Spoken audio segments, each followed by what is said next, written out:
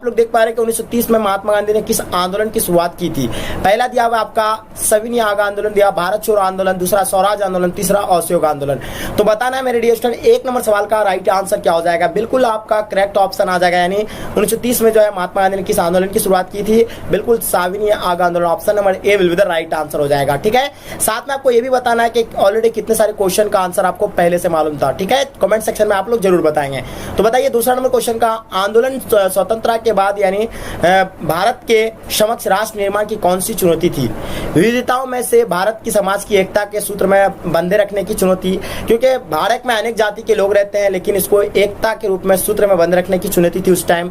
लोकतंत्र को बनाए रखने की चुनौती ये भी था, एकदम बिल्कुल सही बात है। आर्थिक विकास और गरीबी उन्मूलन ये की चुनौती ये भी था।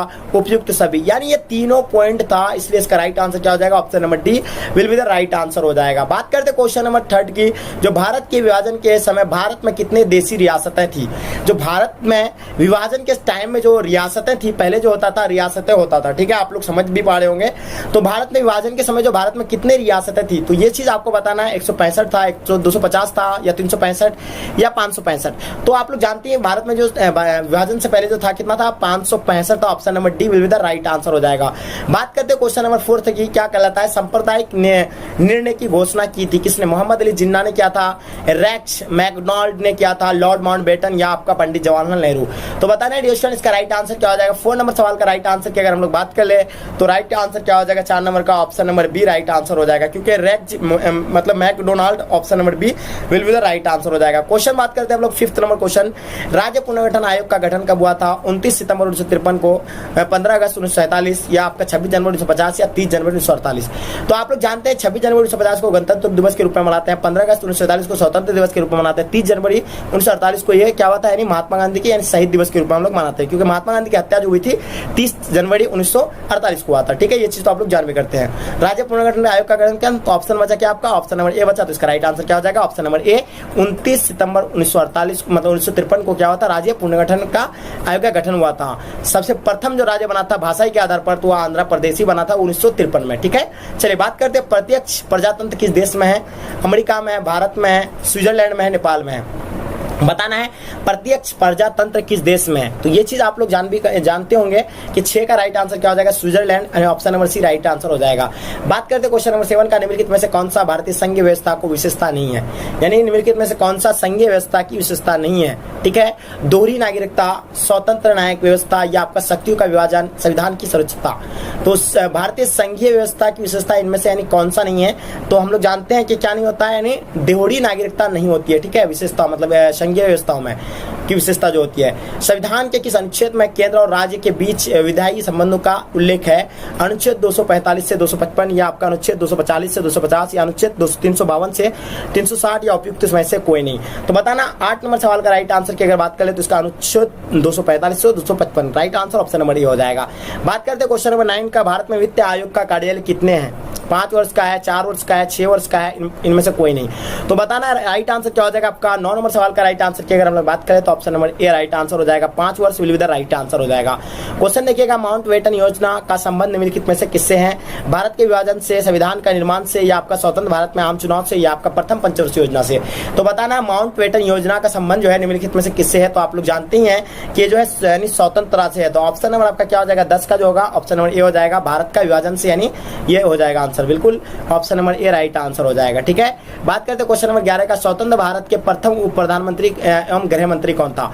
यानी वो उप प्रधानमंत्री भी था और गृह मंत्री भी था। ठीक है, तो आपको बताइए होगा पंडित जवाहरलाल नेहरू ये प्रथम प्रधानमंत्री थे। ठीक है, डॉक्टर राजेंद्र प्रसाद राष्ट्रपति थे, सरदार वल्लभ भाई Patel will be the right answer हो जाएगा, क्योंकि सरदार वल्लभ भाई पटेल जी थे जो ये क्या थे, यानी गृह मंत्री भी थे और साथ साथ में आपका ये उप प्रधानमंत्री भी थे। तो ये चीज आपको बताना चाहिए, option number C right answer हो जाएगा। बात करते हैं क्वेश्चन नंबर 12 का, स्वतंत्र पार्टी का निदेशक सिद्धांत था क्या। यानी कामगार तबके का हित या रियासतों की रक्षा या व्यापार तथा रोजगार की स्वतंत्रता, इनमें से कोई नहीं। तो राइट राइट आंसर की अगर हम लोग बात करें 12 का ऑप्शन नंबर सी हो जाएगा, व्यापार तथा बेरोजगार की स्वतंत्रता, option number C right answer हो जाएगा।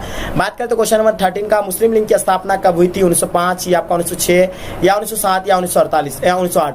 तो मुस्लिम लीग की जो स्थापना हुई थी 1906 में ढाका में हुआ था, आपको पता होगा, ठीक है। ये चीज option number B right answer हो जाएगा, ऑप्शन नंबर बी यानी 1906 में। चलिए, भारतीय जनसंघ के संस्थापक कौन थे? डॉक्टर श्याम प्रसाद मुखर्जी, अटल बिहारी वाजपेयी, बलराज माधव या आपका लाल कृष्ण आडवाणी? तो जानते हैं आप लोग कि भारतीय जनसंघ के संस्थापक जो थे कौन थे? 14 नंबर का राइट आंसर की बात कर ले तो doctor Shyam Prasad Mukherjee, option number A right answer हो जाएगा। 1000 मतलब यानी 1885 में किस राजनीतिक दल की स्थापना हुई थी? जनता पार्टी, भारतीय जनता पार्टी, मुस्लिम लीग या भारतीय राष्ट्रीय कांग्रेस पार्टी? ये 1885 है, थोड़ा सा मिस्टेक हो गया, ठीक है। तो 1885 में किस राजनीतिक दल की स्थापना हुई थी? तो जनता पार्टी 1977 में हुआ था, उसके बाद भारतीय जनता पार्टी 1980 में हुआ था, मुस्लिम लीग का 1906 में हुआ था। ये सब तो होगा नहीं, इसलिए इसका राइट आंसर क्या हो जाएगा? Option number D right answer हो जाएगा, ठीक है। भारतीय राष्ट्रीय कांग्रेस पार्टी की स्थापना 1885 में हुई थी, ये चीज आप लोगों को मालूम होना चाहिए। चलिए, पंचशील समझौता किन दो देशों के बीच हुआ था? भारत रूस या भारत और पाकिस्तान या आपका क्या होगा, यानी भारत चीन या आपका भारत और बांग्लादेश? तो पंचशील समझौता जो हुआ था वो 1954 में हुआ था। कब हुआ था? 1954 में हुआ था, और भारत और चीन के बीच ये युद्ध मतलब ये हुआ था, समझौता हुआ था, जिसका उल्लंघन चीन ने कर दिया था 1962 में। इसका right answer option number C हो जाएगा। बात करते हैं एक दलीय प्रभुत्व से संबंधित कौन सा सही है? विकल्प के रूप में किसी मजबूती राजनीतिक दल का अभाव या आपका जनता की अगानता के चलते एक दल का प्रभुत्व या आपका एक दलीय प्रभुत्व का संबंध राष्ट्र के औपनिवेशिक अतीत से या आपका एक दलीय प्रभुत्व से देश में लोकतांत्रिक आदेशों के अभाव की झलक? तो राइट आंसर क्या हो जाएगा? 17 नंबर सवाल का राइट आंसर की अगर बात कर ले तो ऑप्शन नंबर ये हो जाएगा, विकल्प के रूप में किसी मजबूत राजनीतिक दल का अभाव। चलिए, बात करते हैं क्वेश्चन नंबर 18 का, मिलती आईआर निम्नलिखित में से किस दल ने एक देश के संस्कृति और राष्ट्र के विचार पर बल दिया था? मिलती है आईआर निम्नलिखित में से किस दल ने एक देश के संस्कृति और राष्ट्र के बीच विचार पर बल दिया था? आपके सामने 4 ऑप्शन दिया हुआ, 18 का राइट आंसर की अगर हम लोग बात करें तो ऑप्शन नंबर बी हो जाएगा, Congress party, option number B right answer हो जाएगा। संस्थागत क्रांतिकारी दल किस देश के राजनीतिक दल है? भारत, उसके बाद संयुक्त राज्य अमेरिका, चीन या मैक्सिको? तो राइट आंसर क्या हो जाएगा? 19 नंबर सवाल का राइट आंसर जो हो जाएगा तो आपका option number D right answer हो जाएगा, क्योंकि Mexico will be the right answer हो जाएगा। गुटनिरपेक्षता का अर्थ क्या होता है? गुटनिरपेक्ष का जो अर्थ होता है वो क्या होता है, आपको पता होना चाहिए। बिल्कुल, ये आप लोगों का ऑप्शन बिल्कुल बी जो है राइट आंसर हो जाएगा, विश्व के किसी भी गुट में शामिल नहीं होना, ठीक है। गुटनिरपेक्ष का अर्थ होना, ठीक है, इसका मतलब ये होता है। चलिए, सामंजस्य बनाए रखने का मैकमोहन रेखा कहाँ है? यानी मैकमोहन रेखा जो है कहाँ पर स्थित है, और ये मैकमोहन रेखा किन दो देशों के बीच आते हैं? तो हम लोग जानते हैं कि भारत और चीन के बीच मैकमोहन रेखा आते हैं, और ये कहाँ पे है, यानी जो ये इसको लेकर के अक्सर विवाद होते रहता है, आप लोग जानते भी होंगे। तो ये कहाँ है? अरुणाचल प्रदेश में है जो मैकमोहन रेखा, और अक्सर यही मैकमोहन रेखा में ही मतलब कभी युद्ध होने का संभव बना रहता है। तो ऑप्शन नंबर आपका बी राइट आंसर हो जाएगा, बी जो है इसका राइट आंसर हो जाएगा, क्योंकि ये जो था क्या था, यानी ऑप्शन नंबर बी हो जाएगा, क्योंकि अरुणाचल प्रदेश में इसका यानी मैकमोहन रेखा है, ठीक है। चलिए, भारत की संविधान सभा का गठन किस योजना के आधार पर हुआ था? क्रिप्स मिशन हो जाएगा, माउंटबेटन योजना, आपका वेलेज योजना या आपका कैबिनेट मिशन योजना? तो भारत के संविधान सभा का गठन जो किस योजना के आधार पर हुआ था? तो हम लोग जानते हैं 22 नंबर सवाल का राइट आंसर जो हो जाएगा, option number D right answer हो जाएगा, कैबिनेट मिशन योजना, option number D right answer हो जाएगा। ब्रेटलैंड आयोग किससे संबंधित है? पर्यावरण और विकास से या जनसंख्या से, सिंचाई से या किसी से नहीं? तो हम लोग जानते हैं ब्रेटलैंड का उपयोग जो मतलब आयोग जो किससे संबंधित है, तो ये आप लोगों को जानना चाहिए। तो राइट आंसर क्या हो जाएगा? ऑप्शन नंबर बी हो जाएगा, जनसंख्या से है, option number B right answer हो जाएगा। योजना आयोग की स्थापना कब हुई थी? योजना आयोग की स्थापना की बात करें अगर हम लोग 15 अगस्त 1947 होगा, या 15 मार्च 1950, या मतलब 20 जनवरी 1962, या आपका 25 जून 1975। तो योजना आयोग की जो स्थापना हुई थी, आप लोगों को पता होगा कि 15 मार्च 1950 को योजना आयोग का गठन किया गया था, जिसका मतलब है अध्यक्ष कौन होता है? प्रधानमंत्री होता है, ठीक है, जो प्रधानमंत्री का हैंड में होता है। Option number B right answer हो जाएगा। बात करते हैं क्वेश्चन नंबर 25 का, किस वर्ष चीन ने भारत पर आक्रमण किया था? 1962 में, 1964 में, 1966 में, 1971 में? तो आपको हम बता ही देते कि भारत पर यानी चीन ने पंचशील समझौता का उल्लंघन किया था और 1962 में जो है आक्रमण कर दिया था अपना देश पर, ठीक है। चलिए, संविधान निर्माता सभा में उद्देश्य प्रस्ताव किसके द्वारा प्रस्तुत किया गया है? जवाहरलाल नेहरू के द्वारा, डॉक्टर राजेंद्र प्रसाद, या आपका भीमराव अम्बेडकर, या सरदार वल्लभ भाई पटेल? तो 26 का राइट आंसर की अगर हम लोग बात करें 26 नंबर क्वेश्चन का, तो ऑप्शन नंबर आपका ए राइट आंसर हो जाएगा, जवाहरलाल नेहरू, ठीक है। बात करते हैं क्वेश्चन नंबर 27, कांग्रेस का प्रभुत्व काल कब से कब तक मतलब माना जाता है। तो कांग्रेस का प्रभुत्व काल जो यानी कब से कब माना जाता है ये आपको पता होगा। बिल्कुल सटीक आंसर आपका होगा 1952 से 1970 तक रहा था इसका एक दल, यानी सबसे ज्यादा बहुमत लेकर के आता था ये पार्टी। ठीक है, चलिए भारतीय संविधान के अनुसार भारतीय राज्यों को कितने वर्षों में बांटा गया है, यानी भारतीय संविधान के अनुसार भारतीय राज्यों को कितने वर्षों में बांटा गया है, 3, 4, 5 या 6, यानी वर्गों होगा यहाँ वर्षों नहीं होगा। ठीक है, तो भारतीय संविधान के अनुसार भारतीय राज्यों को कितने वर्गों में बांटा गया है आपको पता होगा। 28 का राइट आंसर जो हो जाएगा ऑप्शन नंबर बी हो जाएगा, क्योंकि 4 वर्गों में इसको बांटा गया है। चलिए, भारत का लौह पुरुष निम्नलिखित में से किसे कहा जाता है। महात्मा गांधी को लौह पुरुष नहीं कहा जाता है। ठीक है, राम मनोहर लोहिया को भी नहीं कहा जाता है। उसके बाद आपको बता दें पंडित जवाहरलाल नेहरू को भी नहीं कहा जाता है। ठीक है, इसका राइट आंसर क्या हो जाएगा, सरदार वल्लभ भाई पटेल को जो है लौह पुरुष के नाम से हम लोग जानते हैं। किस रियासत के राजा को प्रधानमंत्री कहा जाता है, हैदराबाद, जम्मू कश्मीर, मैसूर या जूनागढ़। तो किस रियासत के राजा को यानी प्रधानमंत्री कहा जाता है, हम लोग जानते हैं कि जम्मू कश्मीर के राजा को प्रधानमंत्री कहा जाता था। चलिए बात करते हैं भाषा के आधार पर सबसे बनने वाला पहला राज्य कौन था। भाषा के आधार पर सबसे पहला जो राज्य बना था आपको पता ही होगा, यानी मतलब सबसे 1953 में जो बना था आपको बताया अभी, आंध्र प्रदेश बना था। Option number C right answer हो जाएगा। भारत में मतलब विविधता में एकता का विशेषता किसने बताई थी, महात्मा गांधी, सुभाष चंद्र बोस, राजेंद्र प्रसाद, जवाहरलाल नेहरू। भारत में अनेक कई प्रकार के जातियां रहते हैं, फिर भी अपने देश में जो है एकता की मतलब एक उदाहरण दिखता है। ठीक है, तो इसका राइट आंसर क्या हो जाएगा 32 का option number D right answer हो जाएगा। जवाहरलाल नेहरू ये बता रहे थे। ठीक है, चलिए किस पंचवर्षीय योजना में औद्योगिकरण की तेज रफ्तार पर बल दिया गया था, द्वितीय पंचवर्षीय योजना, प्रथम पंचवर्षीय योजना, पंचम पंचवर्षीय योजना या आपका 8वीं पंचवर्षीय योजना। तो हम लोग जानते हैं किस पंचवर्षीय योजना में औद्योगिकरण की तेज रफ्तार बल दिया गया था। तो 33 का राइट आंसर की अगर बात करें तो option number A right answer हो जाएगा, द्वितीय पंचवर्षीय योजना। बात करते हैं क्वेश्चन नंबर 34, विश्व में हरित क्रांति का जनक कौन है, नॉर्मल मतलब बड़े ब्रिलाग, इंदिरा गांधी या आपका क्या हो जाएगा राजीव गांधी या मनमोहन सिंह हो जाएगा। तो विश्व में जो हरित क्रांति का जो मतलब जनक जो माने जाते हैं वो किसको माना जाते हैं आप लोगों को पता होगा, ऑप्शन नंबर ए नॉर्मल मतलब बोरलाग को माना जाते हैं। ठीक है, चलिए बात करते हैं 35 निम्नलिखित में से कौन एक संवैधानिक संस्था नहीं है, नीति आयोग, वित्त आयोग या आपका संघ लोक सेवा आयोग या चुनाव आयोग। तो हम लोग जानते हैं कि यानी कौन नहीं है, तो ऑप्शन नंबर आपका ए हो जाएगा, यानी नीति आयोग जो है ये मतलब क्या है, एक संवैधानिक संस्था नहीं है जिसे योजना आयोग के नाम से जाने जाते थे हम लोग। किस पंचवर्षीय योजना को कृषि एवं सिंचाई आधारित योजना के नाम से जाने जाते हैं, प्रथम पंचवर्षीय योजना, द्वितीय, तृतीय आपका या चतुर्थ। राइट आंसर क्या हो जाएगा, राइट आंसर की अगर हम लोग बात कर ले 36 नंबर क्वेश्चन का, तो राइट आंसर इसका हो जाएगा आपका option number A right answer हो जाएगा, प्रथम पंचवर्षीय योजना will be the right answer हो जाएगा। निम्नलिखित में से किसके सिफारिश पर भारत योजना आयोग का गठन किया गया था, निम्नलिखित में से किसके सिफारिश पर भारत योजना आयोग का गठन किया गया था, आर्थिक कार्यक्रम समिति या आपका हो जाएगा राष्ट्रीय आयोजन समिति, आपका राष्ट्रीय सलाहकार समिति, आपका राष्ट्रीय योजना परिषद। तो राइट आंसर क्या हो जाएगा 37 का option number A right answer हो जाएगा, आर्थिक कार्यक्रम समिति। ठीक है, बात करते हैं 38 का, राष्ट्रीय विकास परिषद का गठन कब हुआ था।